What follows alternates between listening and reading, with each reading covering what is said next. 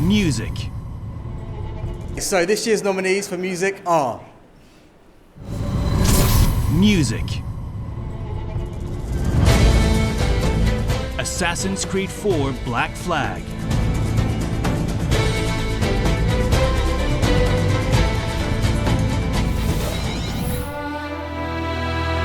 Beyond Two Souls.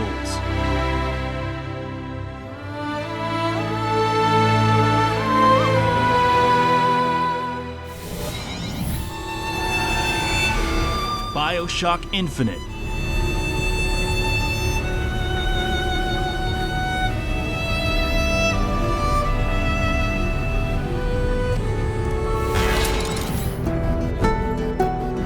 The Last of Us.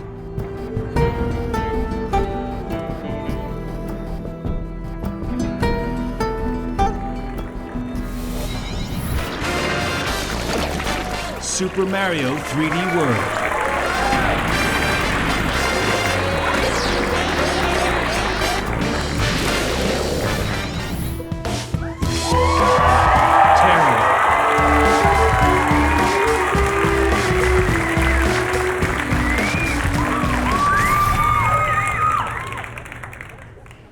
Okay.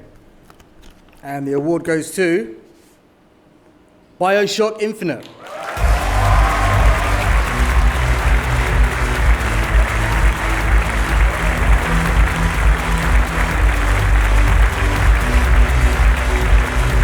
Here to accept the award is Courtnee Draper, who plays Elizabeth. So Irrational asked me to be here to accept anything if they were lucky enough to get this award. So I didn't expect to be standing up here. I think that the first time I remember when Troy and I were listening to some of these pieces that were being written, they just brought us to tears, and I think it really strengthens the narrative that BioShock Infinite wrote and that BioShock Infinite had. And it's so nice to be able to be recognized for that. So if I don't know, maybe this will make it to them, maybe it'll be on my mantle, we'll see. Thank you. So, of course, you know, this isn't quite your field, what you've just won for, but you're accepting on behalf of the rest of the guys, obviously, who did the music. Yeah, they weren't able to make it, so they asked me to be here. Do you think it's one of those kind of strange things, like voice acting and music? It's not the first thing people think of when they think of kind of video games, but actually it's sort of one of the most, it's quite all right, it's one of the most important things. Yeah, I think that the music really adds to the narrative, and especially with BioShock Infinite, I mean, some of the music that they did, even the first time I listened to it brought me to tears, and I think it is such an important part of storytelling, so it's really wonderful to be able to be recognized for that. I mean, you know, it's that kind of thing like we were saying earlier before about, you know, like that ability to kind of connect with people. And, you know, you do, as a voice actor, you can come in and you can do an incredible performance that really engages with people. And sometimes that you just need that music to just kind of take people that extra level of engagement, do you think?